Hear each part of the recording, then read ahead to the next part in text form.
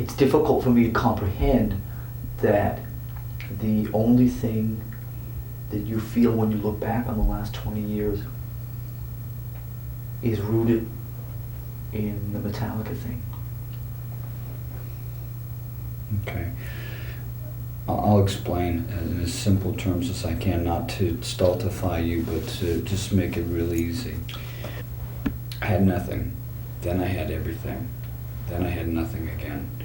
And it was okay going from nothing to everything to nothing, but then having someone stand on the back of my head and keep me underwater made it even harder for me. I've been erased from any involvement. The quotes that I was never meant to be in here anyways, I was just filling a spot, I was just a temporary guy, I was a fucking loser and a drunk, I got kicked out. All the horrible things that were said immediately after my firing. I agree, I should have been fired because I was dangerous because of my disease. But watching for so many years, the band continue to become successful and successful and successful, and us to never address, you know, the way that I was let go. My God, Lars, you guys woke me up and said, you know what, you're out. And I asked you, what, no warning? I said, no second chance? And you guys said, no, go.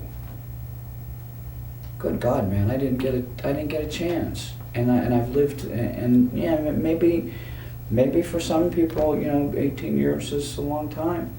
For me, it seems like yesterday. I woke up and I look up and I see the guys that I love, that are my extended family. Gotta remember, all I had was my mom. All I had was you and James. We had dreams together, and I sold everything to join that dream. And then it ended.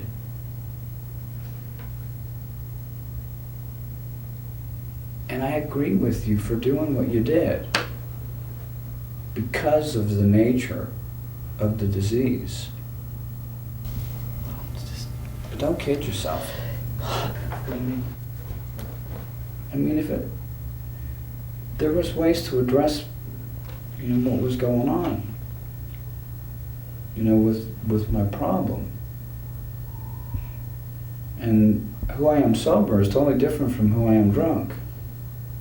We never gave it a try. We never gave it a chance.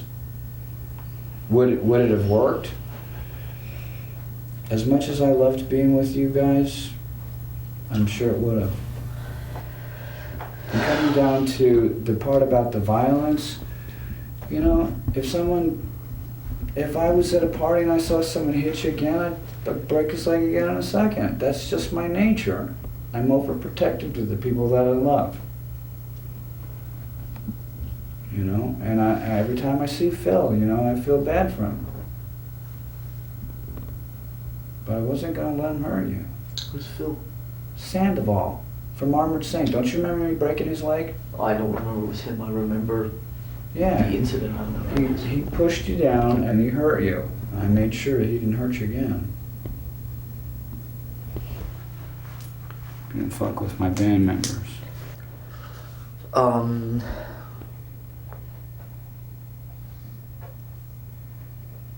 I had this clear vision, which I don't know if I've ever told you, but the night where we decided to let you go, a couple of days before we let you go, and we played some show, and me and you were just sitting there, and I think we were smoking some pot and being very mellow, and I just remember I had this clear vision of just being overwhelmed with sadness and emotion about what was about to go down literally like 8 hours after that.